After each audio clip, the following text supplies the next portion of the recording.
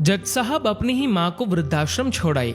आश्रम में माँ का ध्यान रख सके इसलिए वहां के चौकीदार से दोस्ती कर ली थी और उसे कुछ पैसे भी दे दिए थे। चौकीदार के पूछने पर जज साहब ने चौकीदार को अपने दिल की बात आंखों में आंसुओं के साथ बता दी कि घर में पत्नी है जो माँ के साथ बदतमीजी से पेश आती है और पत्नी के कहने पर दोनों बच्चों ने माँ से बात करनी ही बंद कर दी। माँ को अकेलापन लगने लगा और इन सब वजहों से दिन भर रोती रहती थी, इसीलिए उसे आश्रम छोड़ने के लिए आ गए। तो चौकीदार ने कहा, जज साहब आपके सामने सारे सबूत थे कि कौन सही और कौन गलत है, लेकिन अपनी ही माँ के साथ न्याय नहीं कर पाए तो औरों के साथ क्या न्याय करते होंगे आप। ये बात जज साहब के दिल को चुभ गई। चौकीदार की इतनी सी बात का इतना असर हुआ कि 2 रात नींद नहीं आई, 2 दिन से खाना नहीं खाया और कोर्ट भी नहीं गए। ऐसा लग रहा था जैसे एक चौकीदार ने जज साहब की दुनिया हिला दी हो। तीसरे दिन जज साहब अपने रूम से बाहर आए। पत्नी और बच्चे खाना लेकर इसी इंतजार में खड़े थे कि जज साहब कब खाना खाएंगे। अभी जज साहब ने एक कागज पत्नी को और 2 अलग अलग कागज अपने बच्चों के हाथ में थमा दिए।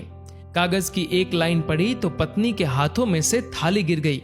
उस पर लिखा था कि मैं तुम्हें तलाक दे रहा हूं, और बच्चों से कहा, आज से मेरी सारी प्रॉपर्टी आप दोनों की, मुझे कुछ नहीं चाहिए। बच्चों ने उन्हें जबरदस्ती कुर्सी पर बिठाया। हाथ जोड़कर पैरों में गिरकर इन सब का कारण पूछा तो आंखों में आंसुओं के सैलाब के साथ जज साहब बोले कि मैं मेरी 65 वर्ष की माँ को आश्रम छोड़ के आया हूँ, अनजान लोगों के भरोसे छोड़ के आया हूँ, और आप सब कारण पूछ रहे हैं। हम लोगों को शर्म आनी चाहिए। रोज मेरे कोर्ट से आने के बाद माँ रोती थी कि बेटा प्लीज मुझे वृद्धाश्रम में शिफ्ट कर दो। आप में से किसी ने भी माँ से सीधे मुंह बात नहीं की और ये भी भूल गए कि जिस जज को आज पूरा शहर सलाम करता है, उसी जज को बनाने में उस माँ का कितना बड़ा रोल है। कभी दूसरों के घरों में काम करने जाती तब भी मुझे अकेला ना छोड़ती थी। ऐसी भगवान समान माँ को मैंने आश्रम में छोड़ दिया, और वो भी ऐसे लोगों के भरोसे जिन्हें ये तक नहीं पता कि माँ को क्या बीमारियां है। खुद को कोसते हुए जज साहब कहते हैं, दूसरों पर फैसले सुनाने वाला आज मैं खुद हार गया। मैं जज नहीं बल्कि गुनहगार हूँ, और मैंने जो गुनाह किया है वो शायद कानून तो माफ कर देगा, लेकिन ईश्वर के कोर्ट में वो कभी माफ नहीं होगा। ये कहते हुए जज साहब बोले कि अब मैं अपने पापों का प्रायश्चित करने जा रहा हूँ। मैंने अपना सब कुछ आप लोगों को सौंप दिया है और अब अपनी माँ के साथ आश्रम में रहूंगा और उनकी सेवा करूंगा।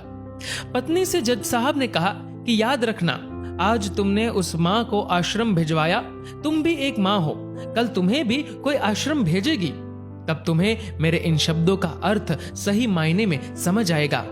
ये बोलकर जज साहब आश्रम के लिए चल दिए। आधी रात को चौकीदार भी जज साहब को देखकर चौंक गया। आश्रम के अंदर दाखिल हुए तो देखा माँ सो रही थी। करीब जाकर देखा तो पूरे परिवार की तस्वीर से लिपटकर रोते हुए माँ सो गई थी। आश्रम का प्रशासन भी जाग गया, क्योंकि पीछे पीछे पत्नी और बच्चे भी आ गए थे। उन्हें यह एहसास हो गया था कि उन्होंने क्या पाप किया है। तभी आश्रम की एक कर्मचारी बोली, हम इन्हें आपको नहीं सौंप सकते, क्या पता कल आप इन्हें मार दो तो। ये सुनते ही जज साहब की पत्नी को दिल में बहुत दर्द हुआ। वो बोल उठी कि मैडम जी, शायद हमारे हाथों बहुत बड़ा पाप हुआ है, मानते हैं, लेकिन अब हम इन्हें मारने नहीं, इन्हें एक नया जीवन देने आए हैं।